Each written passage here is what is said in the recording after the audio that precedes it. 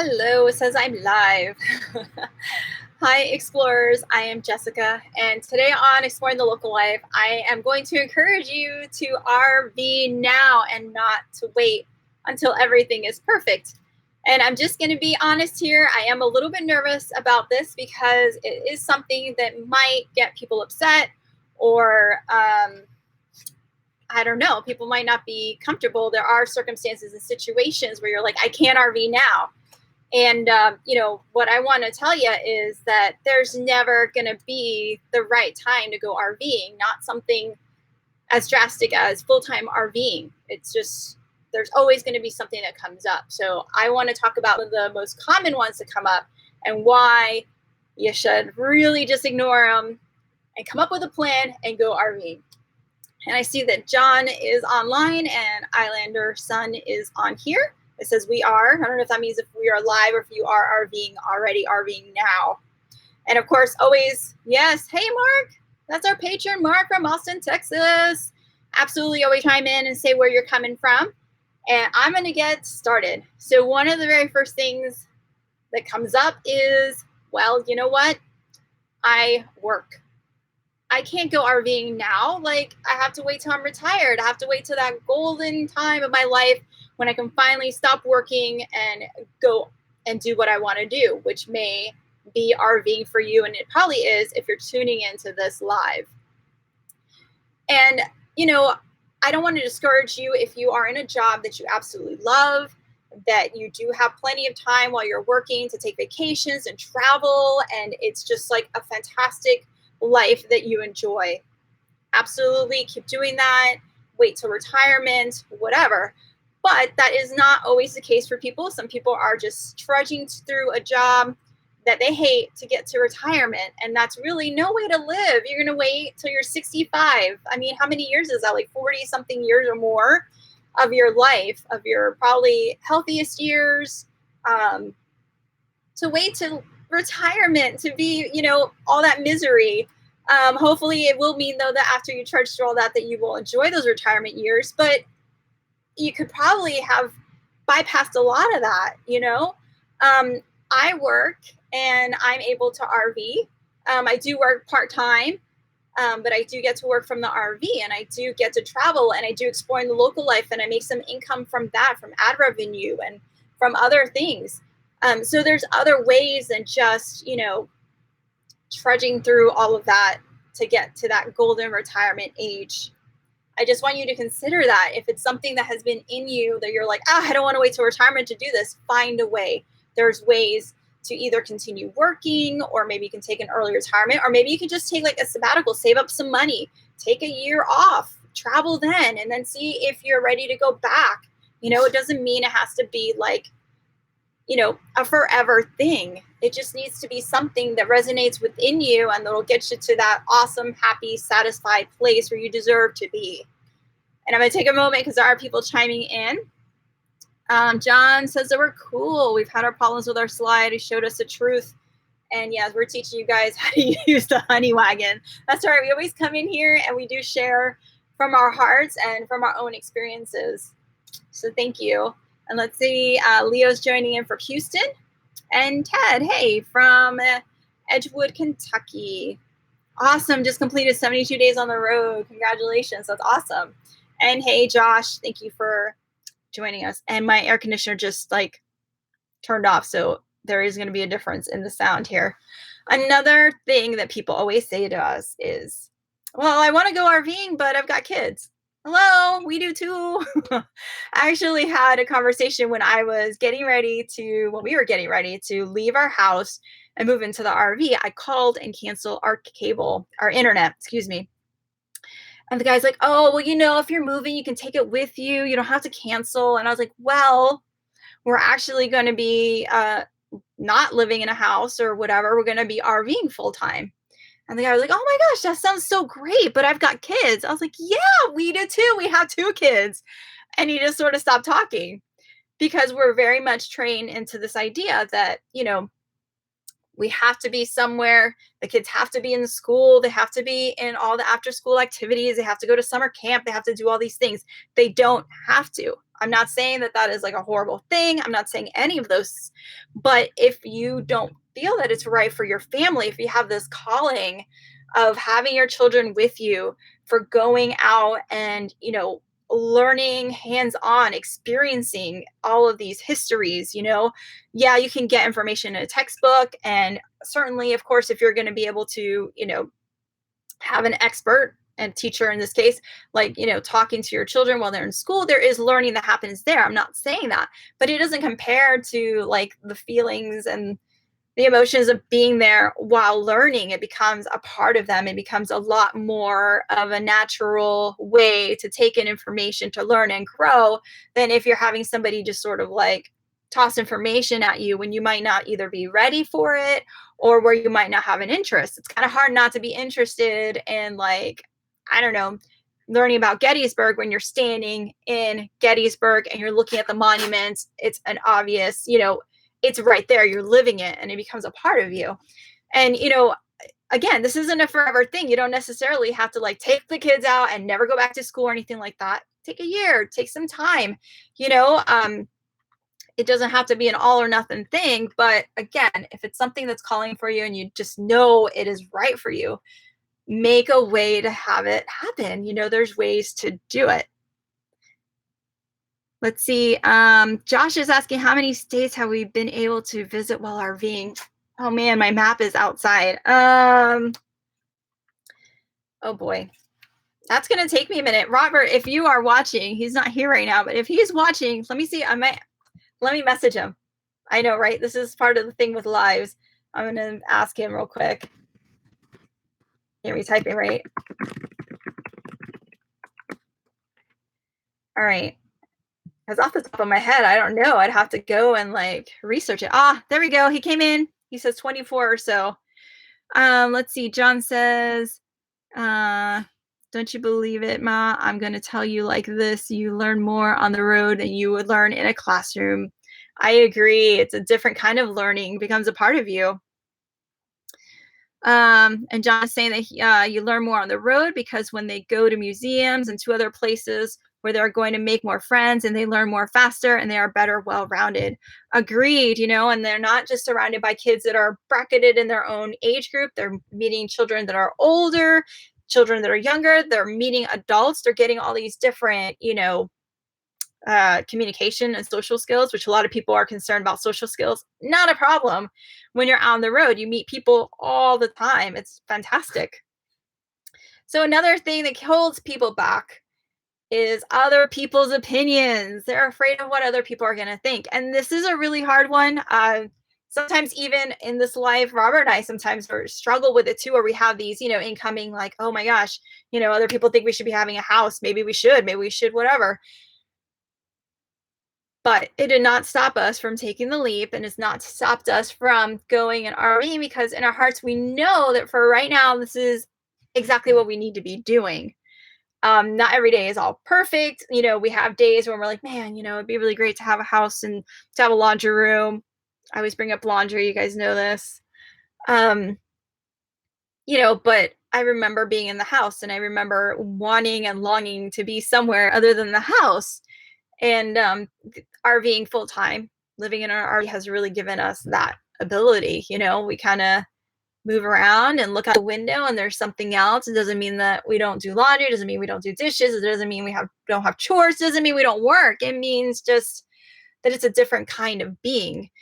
And, you get a lot of outside pressure from folks, but remember, for some people that's great. Sometimes, yeah, definitely you go, you get your job, you have a stationary job, you have a house, you have kids, you go through these, this socially set up kind of way of being.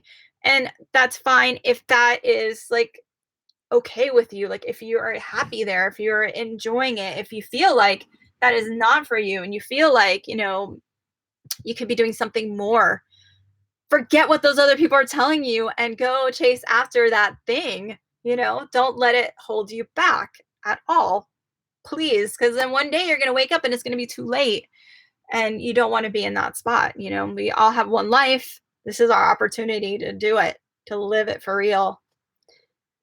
And then the last thing that I'm sort of going to talk about, of course, there's going to be some little mini things that I mention as well, is the cost of it all. Some people are like, how in the world am I going to afford to do this?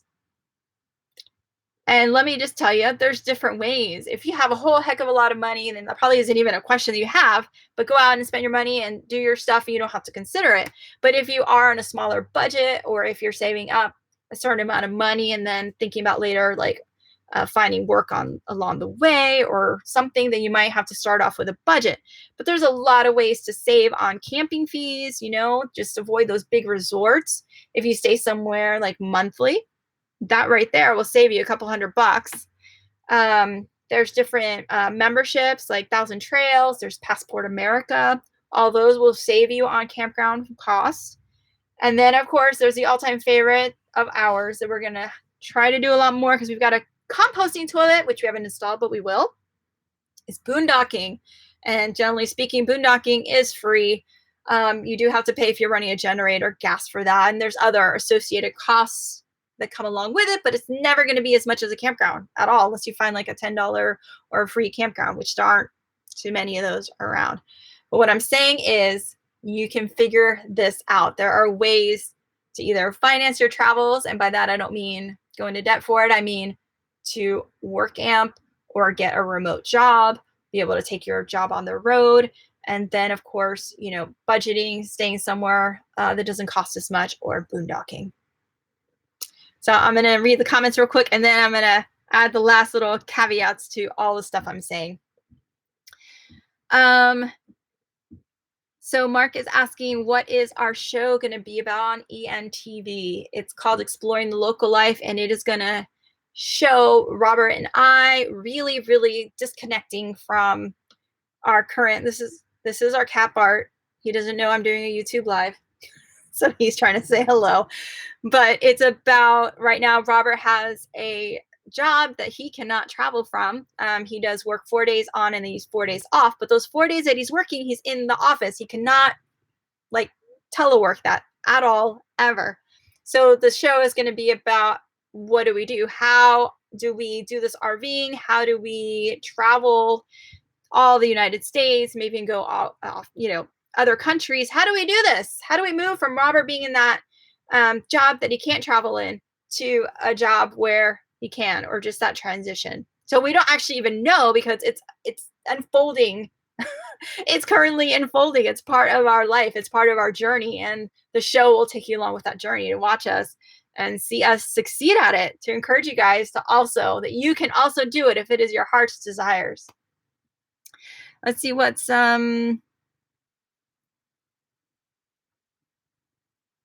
yeah, John was saying that's not true. You got to be willing to try new things daily, and you need to be willing to have a traveling spirit, or that John is a traveling spirit. Yes, if you don't have that, if it's something that sounds horrifying to you, obviously do not go RVing. But if it's something that's calling you, don't let it die, is my thing. Do not let it die. Hey, Stephanie, thank you for joining. Let's see, what does Josh say? Did you guys sell everything from your house, or did you store it in case of a change of heart? We kept some of our furniture, like bedroom sets and our dining room table. And then we kept like photos and things like that. Everything else is gone. And like a lamp or something. Like rest we sold or donated. Yep, John, I had mentioned boondocking. He says, don't forget boondocking. Boondocking, my uncle had been in an RV. What? Had been RV renting? Sorry, John, that I didn't understand your comment so much. And let's see, Flippin' Camper, hello, welcome. So some of the things that I'm going to say, I kind of touched on some biggies, doubts that people mention and are concerned about that they can overcome. But something that you might not be able to do is, let's say if you're, you have some serious debt, you have to pay that stuff off or something, and you're working and you're grinding through this job and all this stuff. Yes, but once you're done with that, paying off that debt, whatever, what are you going to do? Are you going to stay in that horrible job? Are you going to make some decisions? Especially, and I'm talking about people that are wanting to RV, not just, this is very specific to people that want to get on the road and do that stuff. You may not be able to do it right now, but you can start planning. You can start, really tackling a budget, really working at making your dream come true. And that's the biggest thing I want to do here, is encourage you to go for that dream, go for that thing that is really going to make you enjoy your life. Again, one life, let's live it right. Let's not just be miserable trying to get to, I don't even know, to retirement or old age, or I don't even know what that may be that's in your head. But if it doesn't feel right, and if it's something that you know that you want to do, go RVing, please do so. And something else is, if you're caring for somebody, whether it's you have a child that has some medical needs, you have older parents, you have somebody that you're really taking care of. Yes, I know you're there right now and it's difficult and you want to be dreaming about RVing. Keep it in your mind. Think of ways that you might be able to have either somebody else, if it's like an older parent or something, maybe you can have somebody else trade off with you. Maybe think of ways that maybe you can have more money to be able to maybe hire somebody to come and help so you can get a little bit, or just go RVing short trips. Do whatever you can to kind of like keep that dream alive so that you have some hope. That's the big thing. You don't want to lose that hope, that for something that really keeps you happy and going. And, if you have a special needs children, there are people on the road that do have special needs kids that they go on the road with. Will it be more difficult? Absolutely. And another thing I was thinking about, actually, with the parent, you might be able to figure out a way, maybe you can bring your parent with you, depending on the circumstances and situations. Just think outside the box and see how you can make things be a little bit different.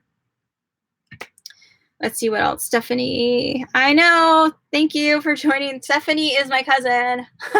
She's joining the live.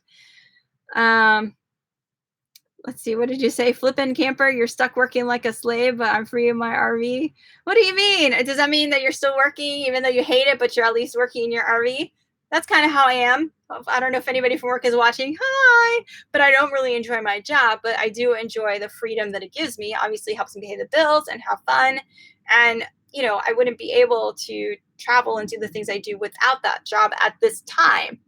So I appreciate that, and I get to do it in my RV. So there's always a way. Let's see. Shock Racer, hi from Colorado. What has been the most common issues with the RV? Ooh, Robert, are you still watching? What's been the most common issue with our RV? Stuff comes up, but then we're able to fix it. I don't know. I'm on the spot here, so I can't come up with anything for that. Robert, chime in if you can. Let's see, Brianna, hello from Pensacola, Florida. Hey, we're in Florida too. You're a future full-time RVer, and you love watching our helpful videos. Thank you so much. I'm glad that you find them helpful. And let's see, toilets. What? Stephanie, what are you asking about toilets? Oh, is that the biggest problem that we have? Well, if dumping them is a problem, maybe. Maybe our sensors don't work for the gray tank or black tank for where all of our water goes in our holding tanks. We haven't fixed that. I don't know. Let's see. Common issues, Robert's saying, is keeping things neat and laundry. So, okay, more of the RV issues are the people that are living in the RV, not necessarily RV itself. And yeah, Stephanie was talking about dumping the tanks. Yeah, but hopefully with that composting toilet, we won't have to worry about the black tank. We'll still have to empty our toilet out. It'll be kind of like almost litter box scooping-ish versus, connecting a hose and dumping it that way. Let's see, Mark saying, I don't think nobody's sensors make what? I think you meant work. Yeah, I don't think they do really either. Yeah, you meant work. Yeah, nobody's sensors work. But anyway, guys, I just wanted to come on here, and I was trying to keep it kind of quick. Lives always seem to take a lot longer than you think. They seem to go by fast in your mind, but it actually ends up being like 20 minutes at a time. But I'm going to go ahead and wrap it up. If you have any questions or comments, if you're catching the replay, please let me know that you're catching the replay. Leave any questions or comments below. And I really hope that this encouraged you. That was the point of this whole thing, is to keep you encouraged, to keep those dreams alive, and to come up with a plan. First you got to see it in your mind, and then put it on paper or on your iPad or whatever. A lot of people don't use paper. I still use paper, and go for that dream. So guys, I will catch you later. We love you, and have a beautiful rest of your Wednesday night, or whatever night you are catching this on. So I'm ending the live stream. Bye.